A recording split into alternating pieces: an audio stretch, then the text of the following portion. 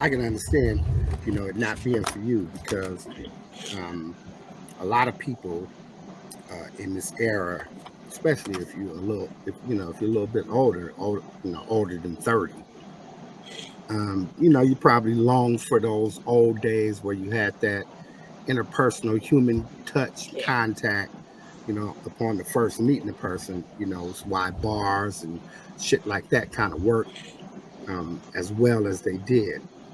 But I think that nowadays, in in the era of social media, I think that dating sites are uh, almost like the new club, right? Right. With a lot more options, right? Like Mhm. you get to find out a lot more about the person or whatever the Up fuck they front. put in their bio Yeah. Yeah. up Up front, front. right? Up front. You feel You what I'm know. saying? Right. Now, I think that what it also does is the internet is half the internet is trolling, right? You feel what I'm saying? And Yeah. a Well, we lot of the say the major internet is these new streets, right? they are right, and Right. it's a lot easier to lie about who the fuck you are and what you got Right. online than it is In real in In life. person person. and shit. In Right? You Yep. person. talking that Right. high power shit, and you Right. rolling outside Right. and getting into you go. You Right. know what I'm saying? You know, There we you gonna go. lie and you blowing Right. it up, but it say we was in New Orleans, I might know your cousin and she be like, that nigga stand right the corner. Like Huh. let's make a pass, you know? Okay, guys. Yeah, I believe it's way too open. It's an open way. The field is way too open, man. That shit can be dangerous. Um, because that's also a link for people who look for people who vulnerable, man, that they can Right, just come up off of, be it right. robbing them in a motel or what I'm saying, whatever. Well, Um, that was my next point that Wild Wild West type shit. in a world where trafficking is all the way real, Damn. even if I met you, your chances of actually getting me to that restaurant like that is gonna be very slim and in between. Even if I went by myself, I know I wouldn't go by myself, but it's you know And then stuff is real. People and then trying to hurt you. a lot of people don't even take those precautions. Like a lot of people just be in it for for the something to do. And as soon as Right. something pop up, they so quick to run off and get into it. And Right. that's crazy. You know what I Oh, mean? girl, he Like I said he think coming to town. We meeting up at at the you what? don't know that nigga like that. You know what I'm saying? Be like, how about I you tell think him you're gonna get there for 7 and we're gonna be there for 6:40, and Right. Check we you out gonna right. see we're right. gonna see tell him to give you all the details, and then we'll decide if we going in. Like, I think it's kind of a trip that we think of the whole internet dating world in terms of either being number one transient, very transient, like hit and miss type of shit, like what Frank was alluding to, kind of like the POF business model, which is chop it up. Is you trying to be seen, right? Right. Fuck all the bullshit, right? And then also we looking at it from the perspective of it being very dangerous, right? Like, and people being vulnerable, more vulnerable than they would be in any other right, situation, right? And I think that while both things are true, I think that they are a very small population of the overall dating world in terms of the internet shit, right? And I think that there are a lot of precautionary shit. Like I said, I'm not real big in that world. I've never been on Christian Mingle or Black People Meet or shit like that. Like you know, for, in all transparency, I just said, when I was on the sites, I'd be on fuck sites. I mean, like hookup sites. Like Right. I'm trying to link. It's 3:30 in the morning. Where you at? I'm in LA, leaving the club. What's up? You smoking? You drinking? That kind of shit, right? But I think the vast majority of the sites that are actually making money and being profitable, and therefore the sites that are more popular in the more mainstream arena, like I say, the Black People Meet, the Christian Mingles, and the different kinds of sites for each particular specific group. I think those sites have a lot of precautionary shit, a lot of safeguards, and Yeah, I think also Match.com did too. It had like a lot of precautionaries and yeah, stuff like and that. and Yeah. also you have to, as your mama would tell you, right? The very first line of defense is your fucking common sense, right? So let's not just assume that, people that are in the dating world, whether they're women or men who are just fucking, looking to be robbed, victimized, or getting played or whatever the fuck, let's not assume that the vast majority of our population is made up of fucking marks and Vicks. It's not like that. I think that those people do exist. And they find themselves in precarious situations and shit. But for the most part, I think that a person who is looking on dating sites to make a match would be taking the same precautionary measures as you would take and meet the motherfucker in the club while you half drunk, he's drinking. You know what I'm saying? The atmosphere is vibrant and says it's the sexually charged energy, that's under the undercurrent and everything. I think the dating sites makes you make a lot more rational decisions, I would think. I've You know heard what's? I've heard Go ahead. about the successes. It been a Oh couple yeah. people meet people online and get married and all the shit. Mhm. More so on Facebook than dating sites that I've heard, but still Yeah. it's on social media.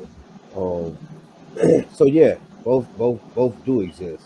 I just believe that in the same, with the same stroke of the brush. Um, it's just the same in terms of taking chances as Right. anything. Only seeing somebody in person is a much more comforting way to meet a person. How about that? I always think of Well, it like I would just think that would my only luck. that would depend Right. on who you are. That's true. Yeah. I think that if you're a guy, right, just making a long gender lines. I think if you're a guy who is, very confident, self-assured, you got your shit together, you know that you look good and presentable, that you're attractive to the opposite sex or whoever it is that you're trying to attract. I think that in those cases, you will probably be more apt to be more comfortable in person and being able, because what you would be saying to yourself is, I can't write me as good as I really am in person. You feel what I'm saying? So my bio is not going to give, I want somebody to see, all this swag. And I'm not worried about shit because I'm a fucking, man who could fucking slay lions and dragons and shit, right?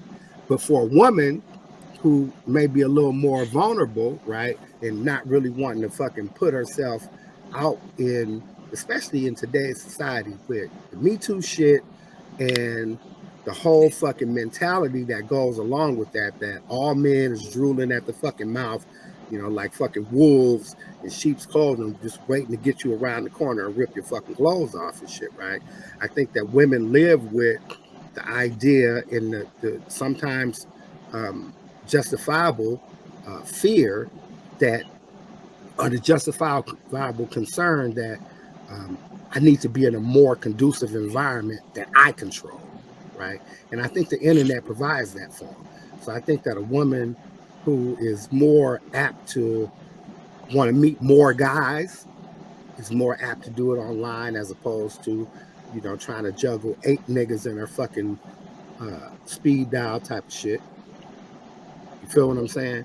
So I just think that both scenarios kind of lend themselves to um, different people's particular needs. Yeah, I definitely Yeah, could see that. Like I said, I've again, I know personally some success stories. I know, a friend of mine. She has a beautiful marriage. I think he was military and she was an educator and stuff like that. And it's, for all intents purposes, beautiful. We have a child, been together for a while and stuff like that. I always just, you know, so, I'm not saying it's the story of my life, but sometimes I have those times so we're like, bitch, you ain't got no luck if it ain't for bad luck. And I always figure like just my fucking luck of the draw. I'm gonna get a fucking Jack the Ripper, some Sam, Jeffrey Dahmer. I just figured just my fucking luck. Just my luck. You know, that that's gonna be the one for me and stuff like that. So I try to watch it. Most people who know me, like I'm really nice, but throughout the years I've learned to be more guarded and stuff like that. I was, back, shit, had you had 97 me, I'd be, what you going? I'm going to Waffle House. I met this dude online. We want to see what, and that might have been me because I was that type of free. Like, I didn't like have those same type of inhibitions, like for instance, you know, living in New Orleans and working at the casino, I used to do things late at night, and stuff like that. So it's funny because even when I'm home, I don't, I still don't have those inhibitions. Like, it could be fucking 4 o'clock in the morning. I'd walk a country mile across the apartment complex and not even think that, not give it much thought because I'm like, it ain't gonna happen to me here, which that's the fucking craziest place that it would happen to you there, especially now, but Especially it's there. just that not having those, inhibitions. So sometimes I have to stop and I have to stop. I have to stop myself and be like, you know what, I'm a pause for the cause. Because like I said, I can't go out there head first in time. And that's what scares me about, things like that. Like I said, I don't and like I said, besides the fact of the matter too that I like to I like the organic spark of meeting people and stuff like that. Hey, I guess it would be the same akin to as if a nigga was in the pen and just got a blind pen pal, don't know what she look like, none of that shit, but you writing her shit, and then you send the pictures or she send the pictures, and she look cool, and you like, all right, I may have one. You know what I'm saying? It's like the same shit in terms of internet dating. Like, you don't know until you know. You know what I mean? Motherfuckers just shooting letters and expressing words and feelings to motherfuckers they don't hardly ever know. The same shit about the internet. Same shit with the internet. Like, niggas in the pen been doing that shit for years. So in essence, it shouldn't be nothing new, but it still feels weird.